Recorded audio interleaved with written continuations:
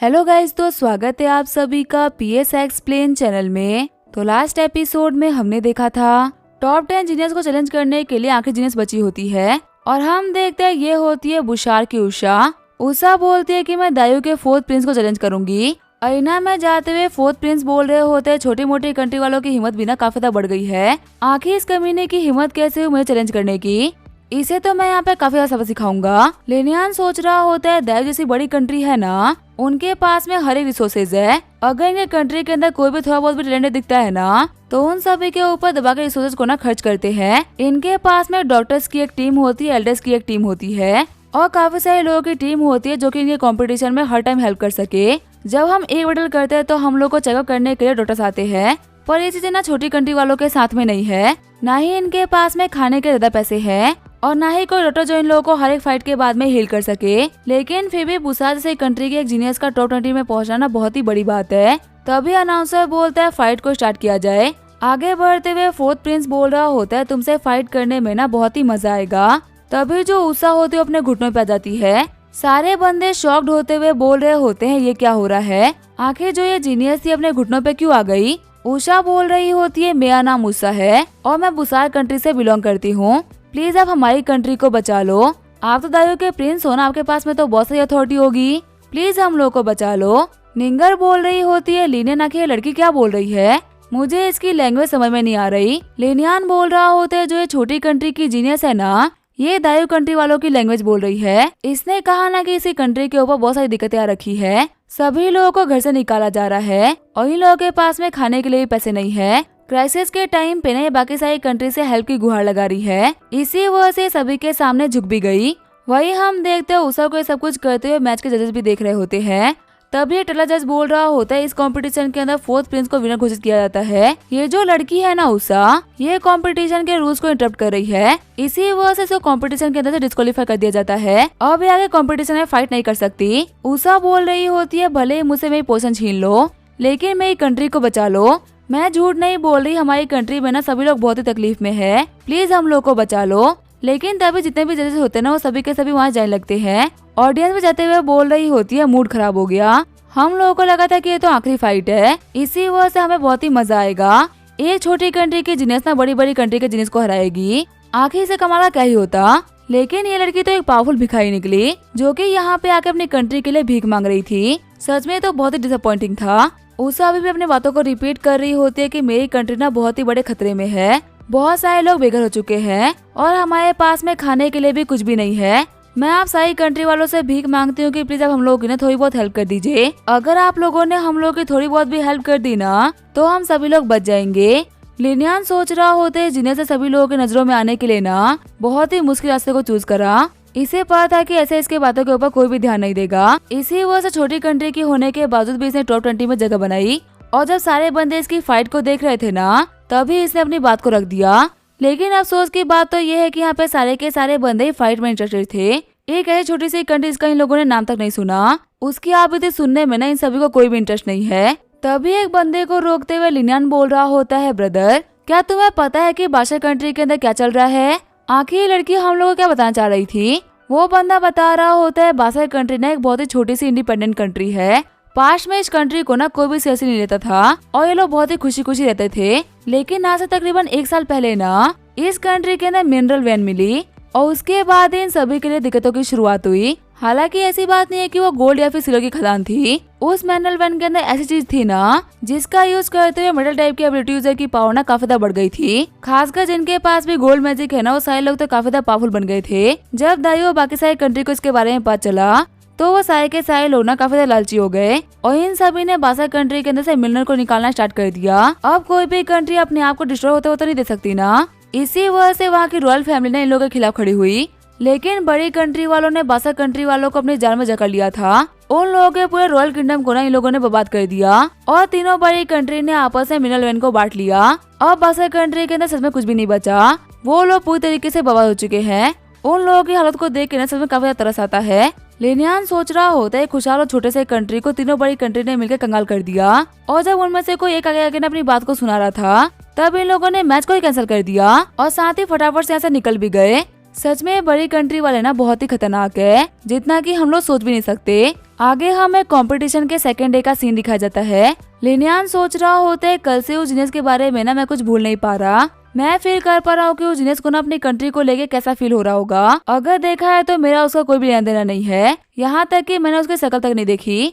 पर मुझे पता है कि पावर होने के बावजूद बिना कुछ ना कर पाने का दर्द कैसा होता है। सच में ये एक ऐसा वर्ल्ड है ना जहाँ पे सिर्फ पावरफुल लोग ही रूल करते हैं। अगर पावरफुल चाहे ना तो वो बिना किसी रीजन के छोटे लोगों को खत्म कर सकता है। और जो रूल यहाँ पे लोगों के ऊपर लागू होता है ना, वही कंट्री के ऊपर भी लागू होता है। वैसे अगर देखा है तो मुझे शरीर के बारे में भूल जाना चाहिए। इसके बारे में सोचने का ना कोई फायदा नहीं है। पर अगर मैं चाहूँ ना तो मैं शरीर को बचा सकता हूँ। इजी को भी तो मैंने ऐसे ही बचाया था ना, तो मैं शरीर को ही बचा लूंगा। चलो जब कंपटीशन खत्म हो जाएगा ना तो मैं देखता हूँ कि मैं शरीर के बारे में क्या कर सकता हूँ। सीन चेंज होता है। हम देखते हैं दायु के एल्डर्स ने उषा के साथ मीटिंग बैठाई होती है और वो लोग उसे फोर्स कर रहे होते हैं ताकि वो दायु कंट्री को ज्वाइन कर ले। टकले मास्टर बोल रहे होते हैं तुम्हारी मर्जी है कि तुम हम लोगों को ज्वाइन करना चाहती हो कि नहीं। तभी उषा सही लाते हुए मना कर देती है। दायु के मास्टर बोल रहे होते हैं दायु तुम्हें बहुत ही कमाल कमाल के रिसोर्सेज दे सकता है। तुम एक बार खुद सोचो, तुम बाहर से बिलोंग करती हो, उसके बाद भी तुमने इतनी स्ट्रेंथ गेन कर ली कि तुम टॉप 20 में आ गई। अगर तुमने दायु को ज्वाइन कर लिया ना तो मैं तुम्हें गारंटी कर सकता हूँ कि अगले कंपटीशन में ना तुम्हारी रैंक टॉप 10 में होगी। उषा बोल रही होती है एल्डर मुझे माफ करेगा, लेकिन अपने लोगों को भूखा सोते हुए देख के अपना पेट भर के मैं नहीं सो सकती। अगर आप मेरी कंट्री की हेल्प करने के लिए तैयार हो तो मैं अगला कंपटीशन ना दायु की तरफ से फाइट करूंगी। टकले मास्टर बोल रहे होते हैं लड़की, लगता है ना कि तुम बात को समझ नहीं पा रही। तुम इतनी वर्दी नहीं हो कि तुम हमारी कंट्री के सामने ना कंडीशन रख सको।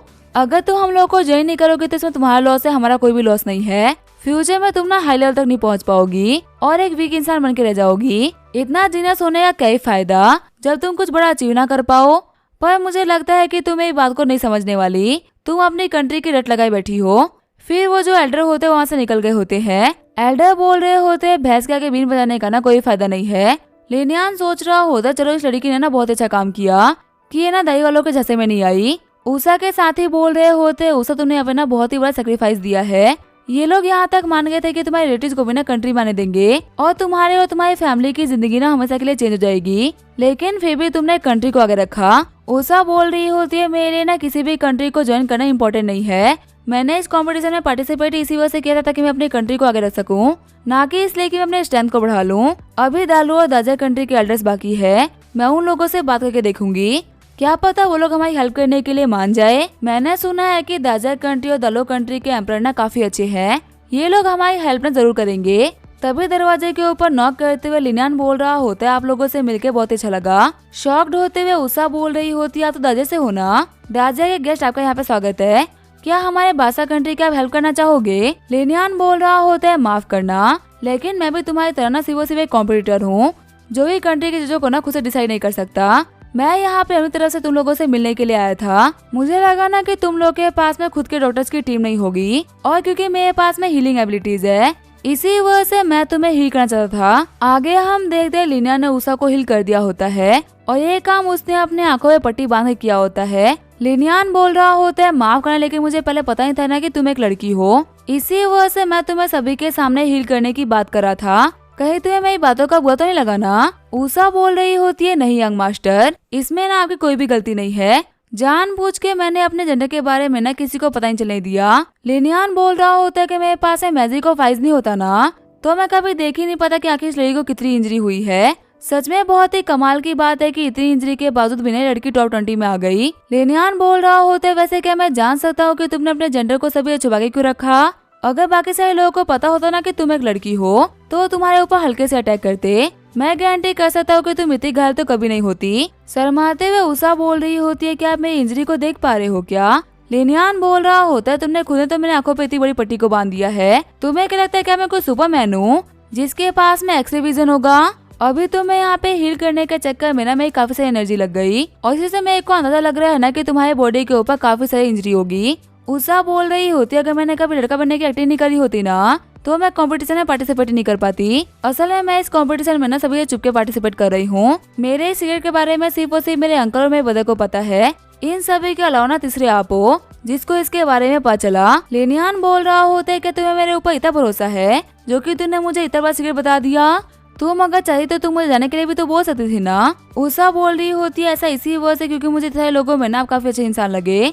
मैंने अपनी दिक्कतों को सभी के सामने बताया था, लेकिन अभी तक कोई मेरी हेल्प करने के लिए नहीं आया। और एक इंडिविजुअल के तौर पे ही सही, लेकिन आप मेरी हेल्प करने के लिए आगे बढ़े। जब आप मेरी इतने मन से हेल्प कर रहे थे ना, तो मुझे आपको मना करने का मन ही नहीं हुआ। और वैसे भी मेरी बॉडी ना भी इंजर्ड थी, तो इसी वजह से मुझे किसी न किसी की तो जरूरत पड़ती ना ताकि वो मेरी हेल्प कर सके। और जब कोई और बंदा मुझे हील करता तो उसको मेरे जेंडर के बारे में पता चल जाता, और डेफिनेटली मैं उस बंदे के ऊपर ट्रस्ट तो नहीं कर पाती। ऐसे में अगर ऐसा इंसान हेल्प करने के लिए आगे बढ़ रहा है तो मुझे आपकी हेल्प लेना काफी अच्छा लगा। यंग मार्शल लिनन, मुझे पता है कि सभी को लगता है कि आपके पास में आइस की पावर है, पर जब कि आपने मुझे हील किया है तो इसका मतलब आपके पास में हीलिंग एबिलिटीज भी है। आप टेंशन मत लो, आपके सिगरेट के बारे में ना मैं किसी को भी नहीं बताऊंगी। और मुझे पता है कि अगर आपके पास में मेरा सिगरेट है तो मेरे पास में भी आपका सिगरेट है, और हम दोनों ही ना एक दूसरे के सिगरेट को रिवील नहीं करेंगे। लिनियान बोल रहा होता है सच में तुम बहुत ही समझदार हो। फिर जो लिनियान होता है वो कमरे से बाहर आ गया होता है। लिनियान सोच रहा होता है गेट पे खड़े ये बंदे ना पक्का से उषा के भाई और अंकल होंगे। उषा का जो सिगरेट है ना वो लगता है कि इन लोगों के लिए बहुत ही इम्पोर्टेंट है, इसी वजह से ये लोग मुझे इतने गुस्से में घूर रहे हैं, जबकि मैं तो यहाँ पे सिर्फ हेल्प करने के लिए आया था। लगता है कि उषा का केस ना इसी से काफी अलग है। ये लोग कभी भी उषा को ना दजा को ज्वाइन नहीं करने देंगे। वही सीन चेंज होता है, हम देखते हैं निंगा और नसा को जो कि फाइट कर रहे होते हैं। फाइट को देखते हुए सारे बंदे बोल रहे होते हम तो काफी कंफ्यूज है। सच में टॉप 10 की फाइट है ना। लगता है कि दोनों ना बहुत ही प्यार से फाइट कर रहे हैं, इसी वजह से समझ नहीं आ रहा कि आखिर पे कौन जीतेगा। तभी वहाँ पर लिनन आते हुए बोल रहा होता है आखिर कैसी फाइट है और किसने निंगा और नसा की फाइट कराई। मैंने कहा था ना कि नताशा तुम लोगों के लिए बिल्कुल भी ठीक नहीं है। किनवान बोल रही होती है लिनन आखिर तुम्हें क्या हुआ है, आज तक तुम किसी लड़की को ना हमारे साथ में देख के इतना परेशानी हुए होगे जितना कि तुम इस लड़की को देख के हो रहे हो। और वह तुम बीच फाइट में कहाँ चले गए थे।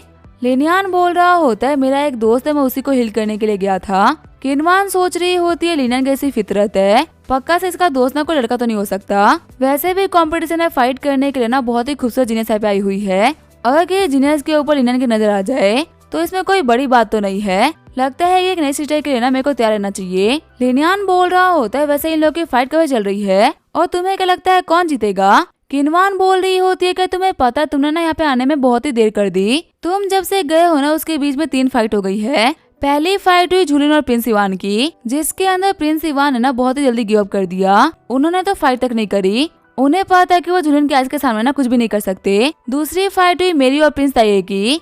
प्रिंस ताये का जो डार्क मैजिक है ना वो बहुत ही खतरनाक है, वो अपने आसपास के सारे मैजिक को ना सोख लेता है।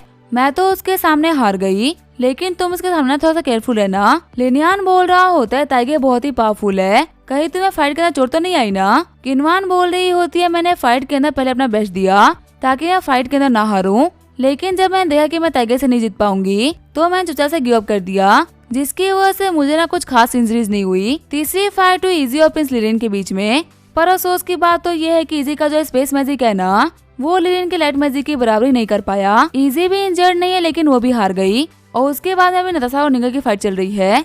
तभी जो निंगर होती है वो बोलती है कि मैं अपनी हार को मानती हूँ। लिनियन सोच रहा होता है नताशा तालियों की नंबर 1 जीनियस है, उसके पास में आइस की मैजिक है और वो पूरे साल ठंडे जगह में बैठ कर कल्टीवेट करती है, तो उसका पावरफुल होना तो समझ में आता है। वो तो बात रही निंगर की, अगर नताशा के सामने किनवान भी होती ना तो भी हार जाती। बिना हर्ट हुए लोग वापस आ गए, ये भी इन लोगों के लिए बहुत ही बड़ी बात है। होश बोल रहा होता है अब यहाँ पे जिन लोगों की फाइट होने वाली है ना वो इस कंपटीशन में तीसरी बार आने सामने आने वाले हैं। ये फाइट होगी दाजा के लिनियन और दायू के 4th प्रिंस के बीच में। अनाउंसमेंट को सुनने के बाद में 4th प्रिंस काफी तक परेशान हो गए होते हैं। वही लिनियन बोल रहा होता है 4th प्रिंस, लगता है कि हम दोनों की किस्मत जुड़ गई है, जहाँ भी मैं जाता हूँ मेरा पीछा करते हुए आ जाते हो। तभी 4th प्रिंस के पास में एक बंदा आते हुए बोल रहा होता है 4th प्रिंस क्या आप हार मानना चाहते हो। 4th प्रिंस के पास में आया हुआ बंदा सोच रहा होता है लिनियन ने 4th प्रिंस की ना बहुत बार कुटाई कर रखी है, अब तो गिनती भी खत्म हो चुकी है, इतनी बार 4th प्रिंस लिनियन से हार चुके हैं। फुसान के अंदर 4th प्रिंस अपने 2 साथियों के साथ बिना लिनियन को नहीं हरा पाए थे।